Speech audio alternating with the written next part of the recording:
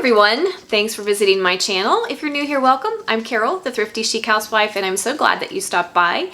If you enjoy the content that you find here, please consider subscribing, like and share my videos, and follow me on social media. I will leave all the links in the description box below. So today we have another canning Q&A video for you. Lots of great questions. I put some feelers out on here on YouTube on the community tab and also on my Facebook page, and you guys hit me with your best questions, so I'm going to do my best to answer as many of them as possible. I think I got all of them, but if I missed one, forgive me.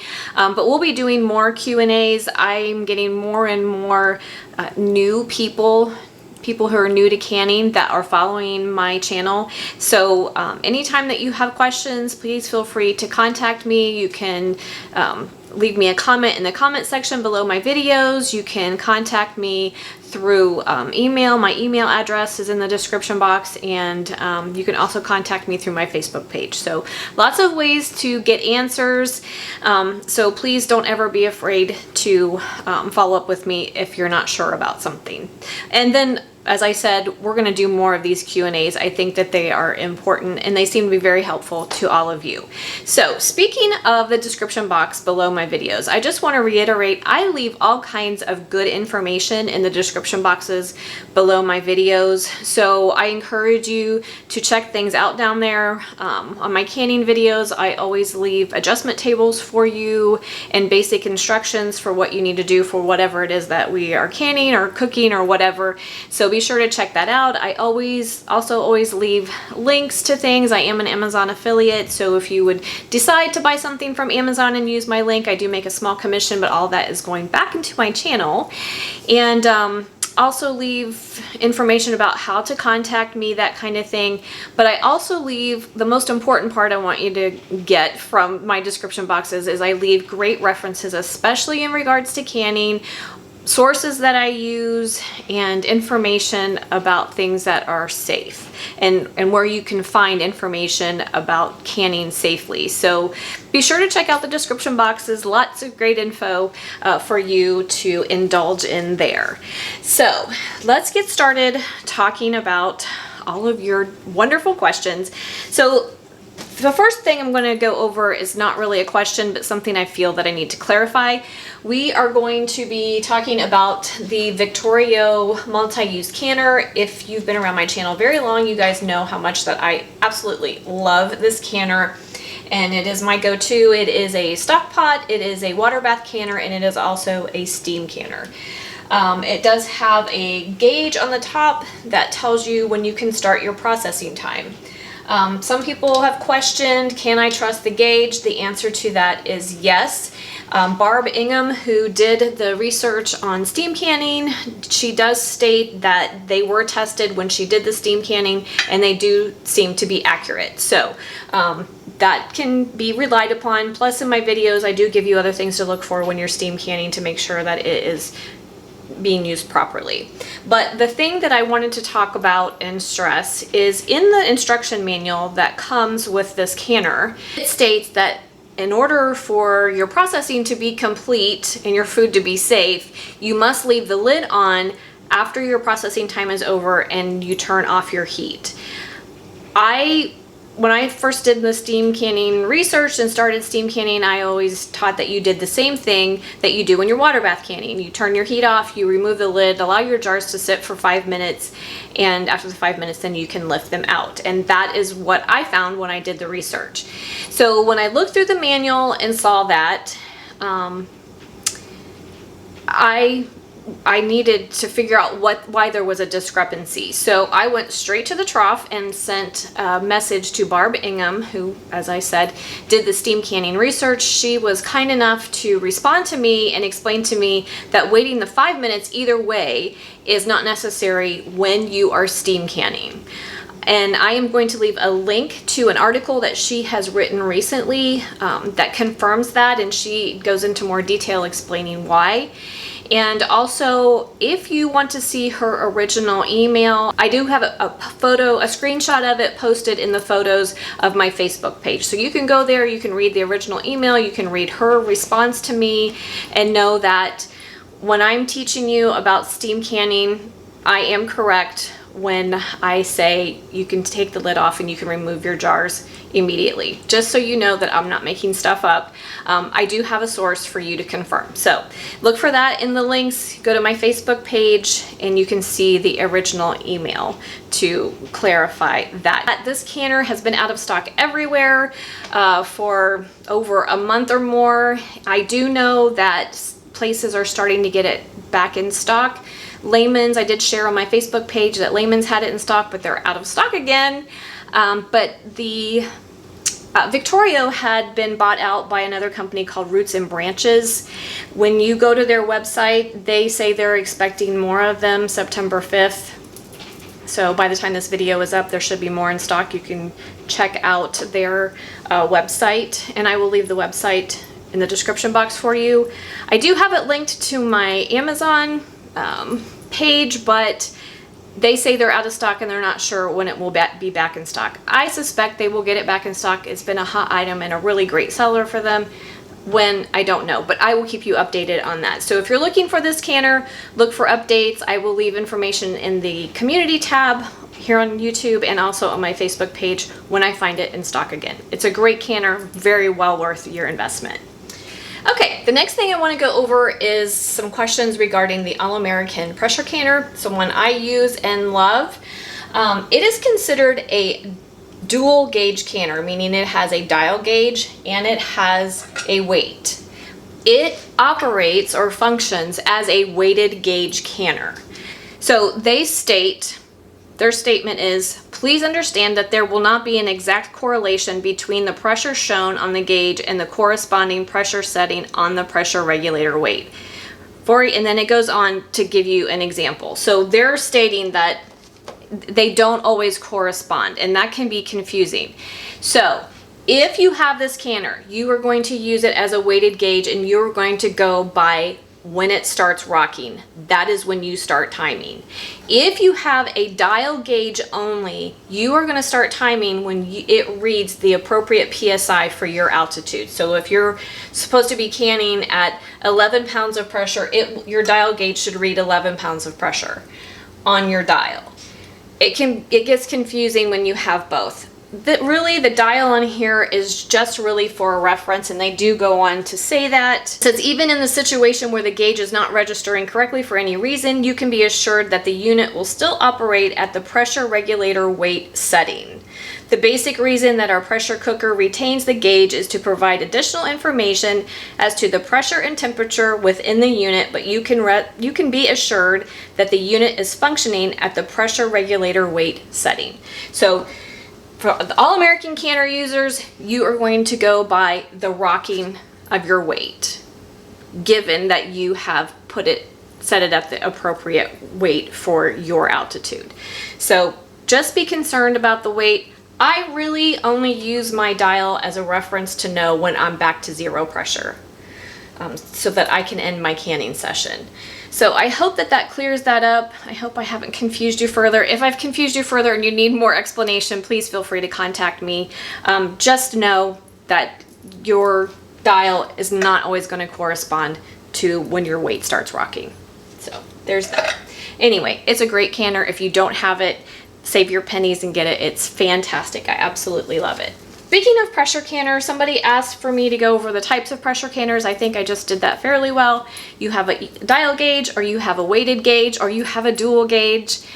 Dual gauge canners work as a weighted gauge canner. If you have the dial, you're going to go by the dial. You need to know your altitude to know what PSI you need to be canning at, and you want your dial to read that PSI. If you're using a weighted gauge canner, you want to watch for and listen for your weight to start rocking, and I always go over that in all my videos when we're pressure canning. So hope that clears that up. The next question was for me to go over safe and unsafe canning practices. I've already covered that really well. I don't want to spend too much time here because I'm already chatty, I know. But I'm going to link a video for you that I did just about canning, and I go over all of that in that video, talk about that in detail. But the other thing was, what are safe substitutions in canning? Okay, Healthy Canning, which is one of the safe resources that you can go to, and I will link their website below. They do a fantastic job of explaining things there, and everything on that website is safe. They have a great article on making tweaks, so I'm just going to go over briefly. I will link the article so that you can read it for yourself and read in detail. But things that are safe to change up are the type of equivalent strength acid, meaning like when you use vinegar, as long as you're using a vinegar that is listed as a 5% acidity, you can use any vinegar you want. And I do talk about that in some of my videos. I will use white wine vinegar. Sometimes I use white vinegar. Sometimes I use apple cider vinegar. The caveat is it has to read 5% acidity on the label, so you can change up your vinegar. Salt and sugar can be safely substituted or decreased, even added, that's fine. Your dry seasonings in general, you can change up, with the exception of that is with fresh herbs. They have water in them, so it's not recommended that you add fresh herbs to a recipe, especially when water bath canning, unless a recipe calls for it. Dried herbs are fine to switch out and change up. The types of fresh peppers that you use and the types of onions, those can be switched. For example, if a recipe calls for jalapenos, you can swap out for the equivalent or the same amount, an equal amount of bell pepper. Same with onions. You can use a red onion in place of a white onion. Just make sure it's the same amounts, never add more. The size of jar and mouth width of the jar. Of the size of the jar, that was something, the next question on my list, that was something else that had been asked. Can you change the size of your jar than what is called for in the recipe? The answer is yes. You can safely decrease the size of your jar.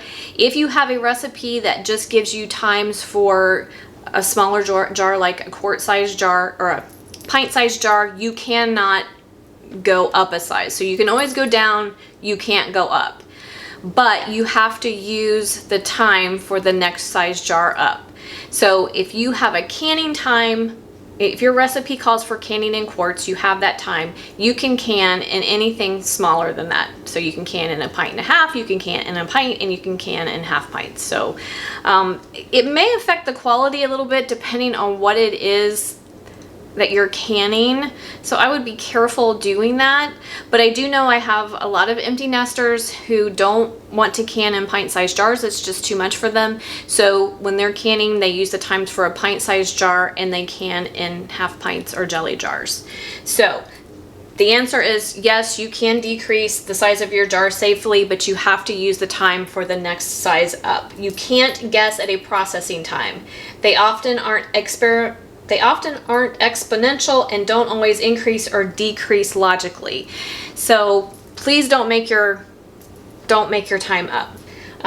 To be safe, you have to do what I just explained. And I'm going to link this article for you that covers all of those things, the jars and the other substitutions that you can safely make in canning. So I hope that answers that question for you guys. The next thing, speaking of safe and unsafe practices, the next thing that has come up is, this is becoming pretty popular on the internet, is dry canning vegetables. People are taking fresh vegetables, putting them in a jar. Some people are adding butter, seasonings, whatever, slapping a lid on there and canning them. You cannot do that. You must add hot liquid to your jar. It is not a safe practice. I do have an article explaining why it's unsafe and why it's important to not do that. So please don't do it, and look for the article below, linked below, and you can read all about why you shouldn't do that. So dry canning is not a safe practice.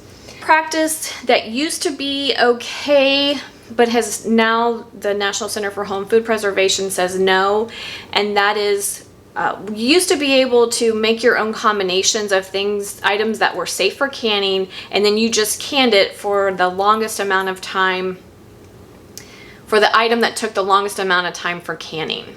It's no longer considered a safe practice.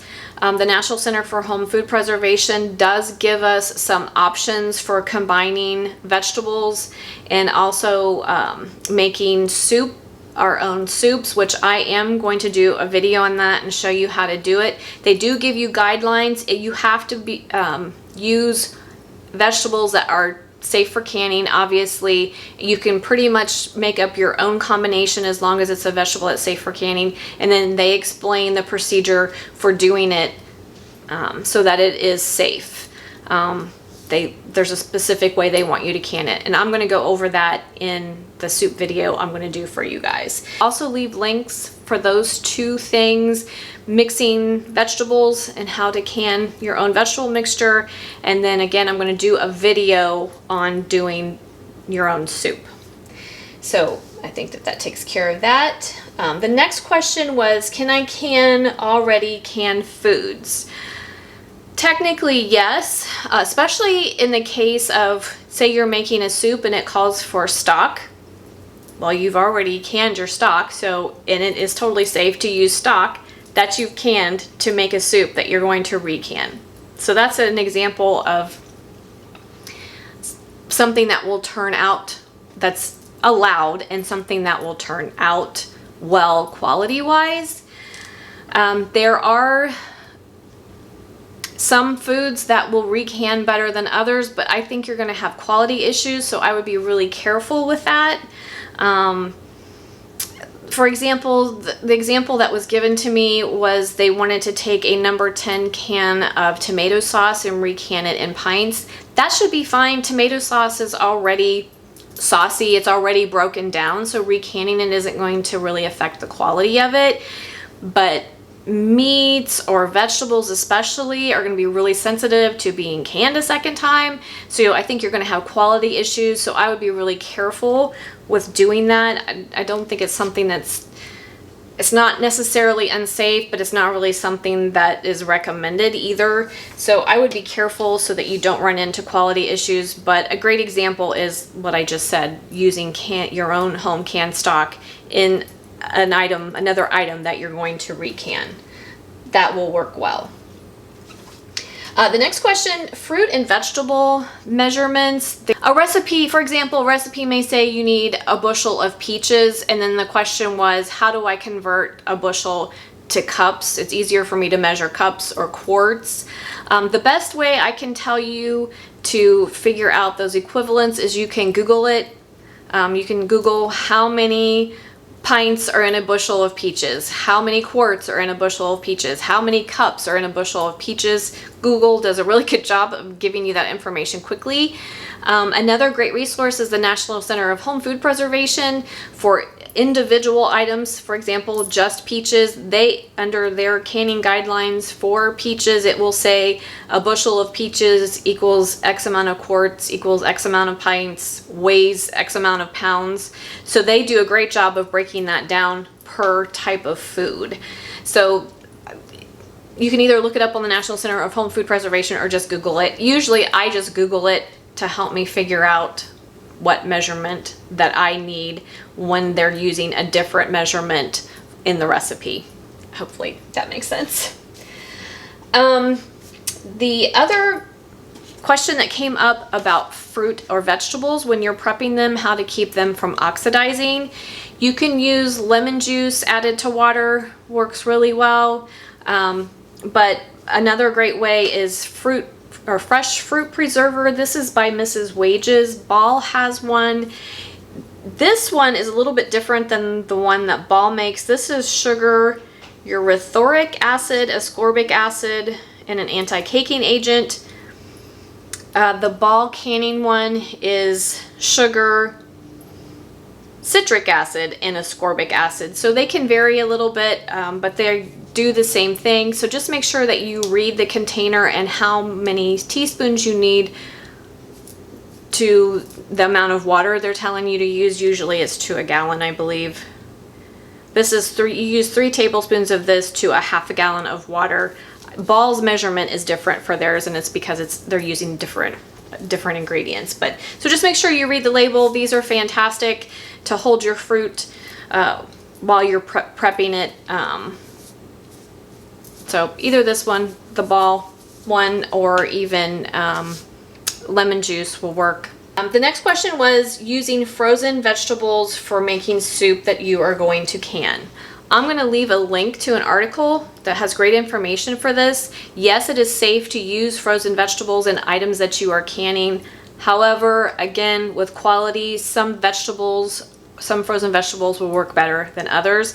And the link I'm going to leave outlines which vegetables can well after being frozen and which ones don't. So the answer is yes, it's safe. Quality can be an issue. Next question is about siphoning.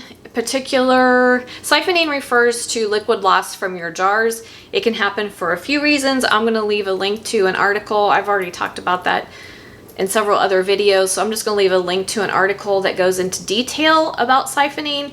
This was in reference specifically to beans.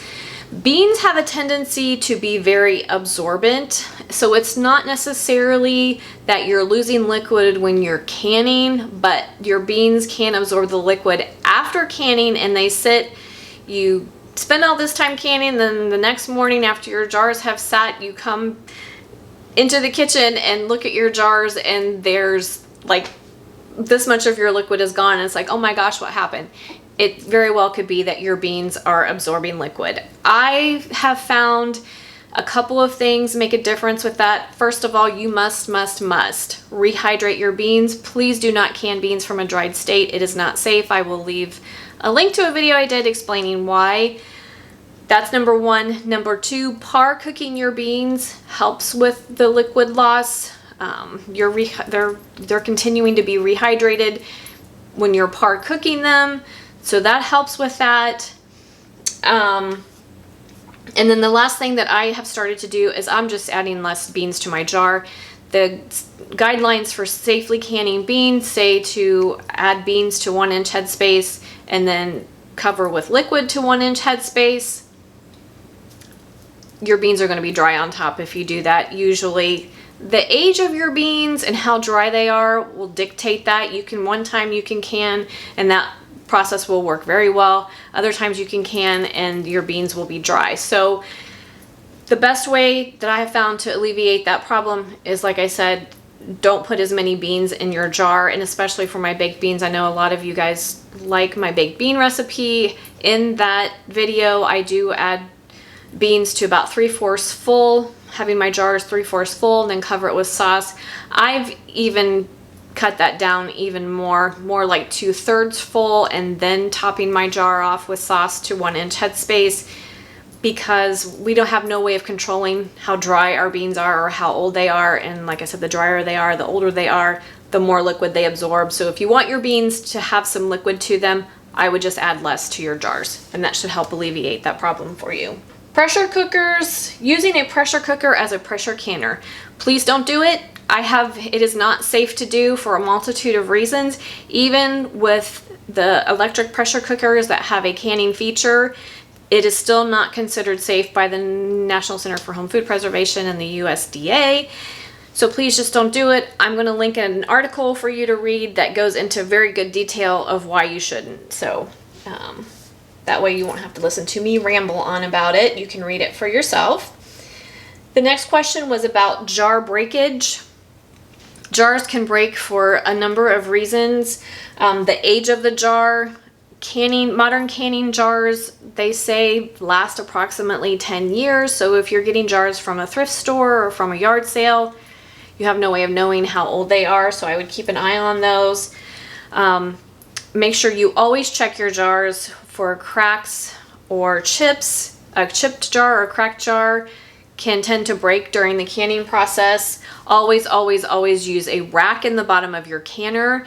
If you do not have a designated water bath canner that has a rack, you can always use a pot, a tall pot. You can put a kitchen towel in the bottom of a large pot, and you can still water bath can that way. Your jars cannot be touching the bottom of your pot. They really shouldn't touch the sides of the pot either. But that's only safe for water bath canning. I don't think you can do that with pressure canning.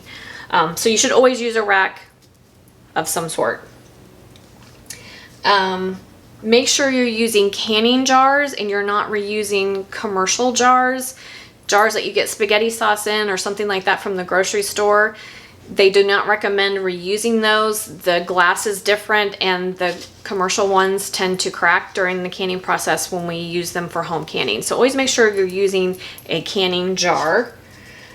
Putting hot food in a cold jar and sudden changes in temperature, thermal shock, that is a great way to get your jar to crack. So always make sure that you have simmering water in your canner, that you are starting with a hot jar, and that will help alleviate that problem. You could still end up with a cracked jar or jar breakage during the canning process, but if you follow these guidelines, it's less likely to happen. I have to be honest, in all the time that I've been canning, I have never had a jar break when I've been canning. So I was asked what canning books and resources I use.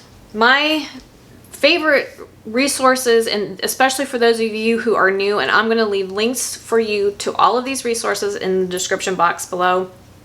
The National Center for Home Food Preservation, great information. Their site is really hard to navigate, I think, especially when you're searching for something specific. I wish they would improve that, but they're the holy grail of what's safe and what's not safe. Ball Fresh Preserving, their website. Just be careful. There's another website out there that is kind of a Ball look-alike, and they're trying to sell lids and jars and stuff. The name of the website is Ball Fresh Preserving. Don't Google Ball mason jars because you can end up with all kinds of goofy stuff from the internet. It is Ball Fresh Preserving. You can find information and trusted recipes there. Healthy Canning is another website that I really like and trust. They cite all of the information from the USDA and the National Center for Home Food Preservation. They have great recipes there, and the person who runs that website does an excellent job on research, tons and tons of information, and they have great recipes. So that's a good one to use. Local extension offices are fantastic to use. They're always going to have the best information, and they are a safe resource. Most of them have recipes also on their website for you to use. So for canning books that I like and use, my favorites, and you've seen these many times if you've been around very long, this is probably my favorite.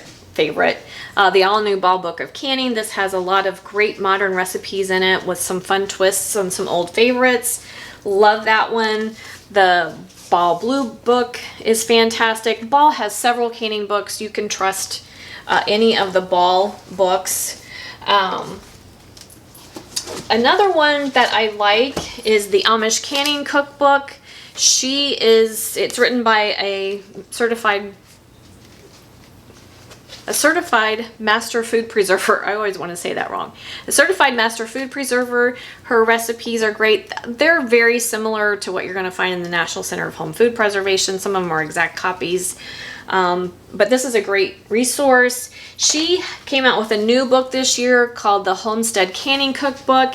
It is almost identical. It's basically a remake of this one with some new recipes added to it. Just a few. If you have the Amish Canning Cookbook, you probably don't need this.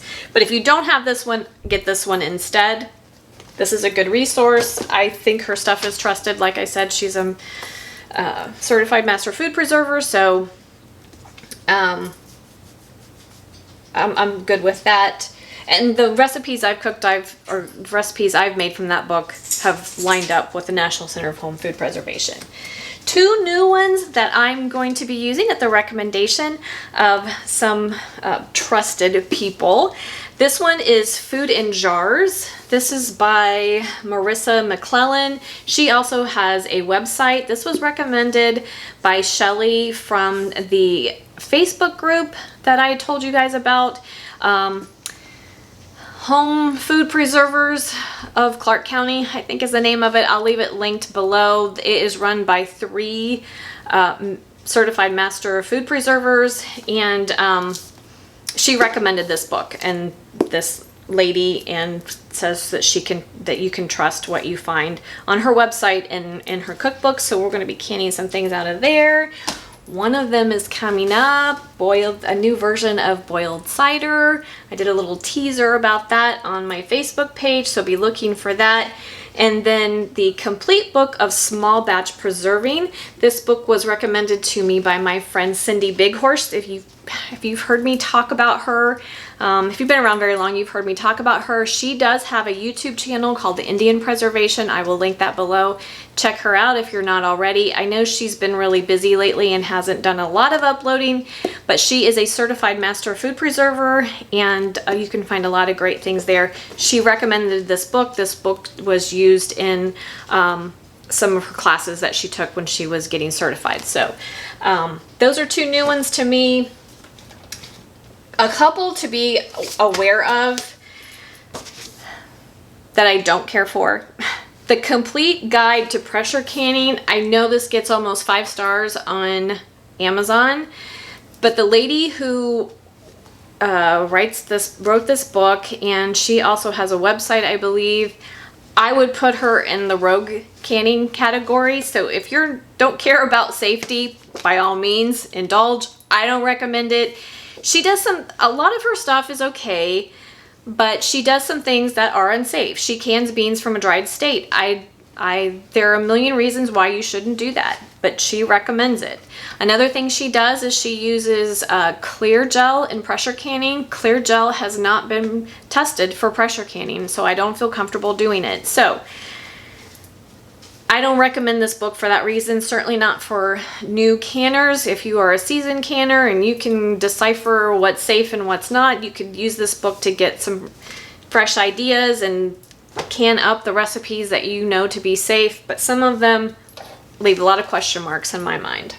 So I don't recommend that book. And then the other one that I like, but she also does some things that are questionable. It's called Not Your Mama's Canning Book. Yeah, she's got some great recipes in here, but she uses some ingredients that have not been tested. So for example, the instant hummus in a jar, I did a video on that, and then later on found out that sesame seeds have not been proven to be safe for canning. They're not recommended for canning.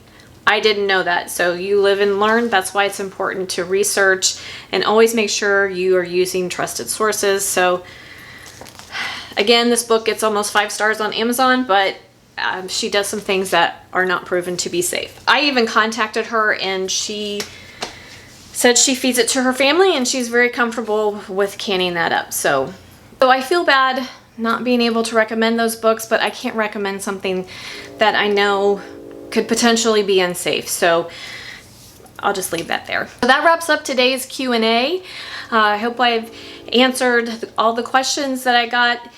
We'll be doing these more regularly, so if you have further questions, like I said, feel free to contact me, or you can bring it up when we take questions for our next Q&A. Maybe I might consider doing these monthly since I have more and more new people. I think that it is important. So I hope you enjoyed coming along with me today, guys. If you have any questions or comments, leave them for me in the comment section. Don't forget to like, subscribe, and share, and I will see you next time. Have a great day.